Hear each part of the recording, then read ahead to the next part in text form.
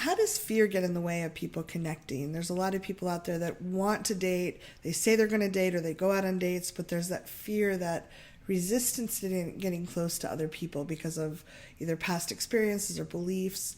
How are there ways to fix that? And how does changing that make their lives better?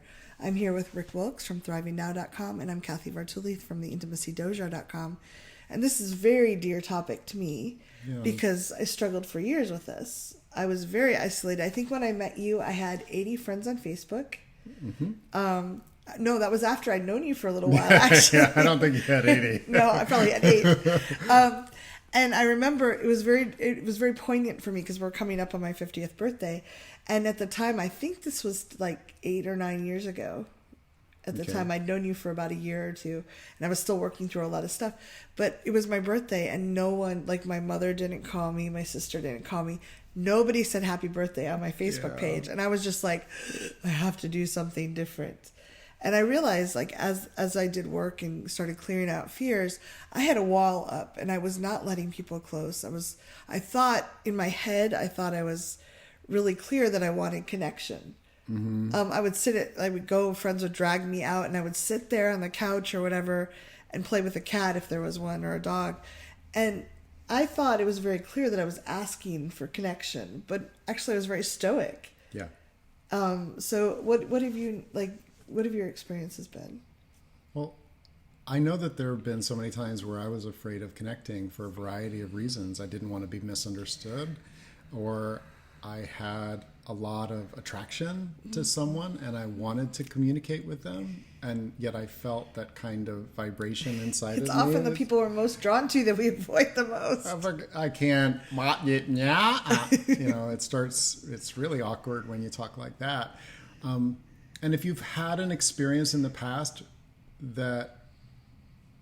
or 100 experiences in the past that have kind of stacked up, where your body just isn't in a place of even awkward confidence. It feels stopped. It feels like, I can't do this. Yeah.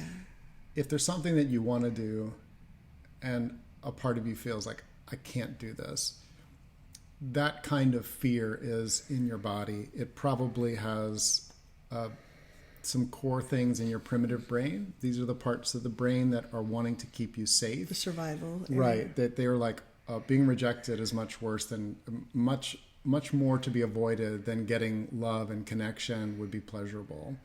And the good news is that we do have ways in our biology and our psychology to be able to shift that.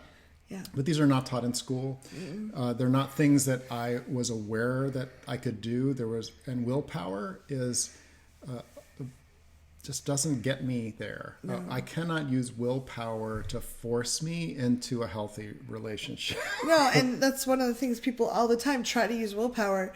And I think if they're really close to the edge of breaking through, maybe they can do that. They can build a new habit.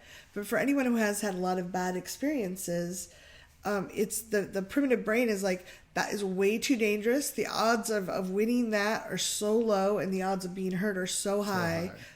Let's not dive over the 30-foot cliff and hope we hit the ground and live. So it's literally like if you were trying to push yourself off a cliff, your brain would be like, no. So one of the reasons we love tapping so much, we do a lot of what we call emotional freedom techniques for those that don't know it. It's a somatic technique that helps break through that fear response in your brain. It literally helps the prefrontal cortex, the thinking part of your brain, go downstairs into the subconscious and into the primitive brain and go, hey guys, I know when you were 3, this really sucked. Mm-hmm. You were not in your the circle you were in was not not a good connection for you. Mom and dad were kind of broken. Mm-hmm. Now you can be around different people, learn different skills that you never knew before. And then the brain goes, oh, maybe it's worth trying. And there's not that huge resistance to going forward. So can we come back and just do a little tapping on fear of getting close to people? Yeah, that'd be great. Yeah. If you'd like to see more or hear more, leave comments below and subscribe to want to hear. Mm-hmm.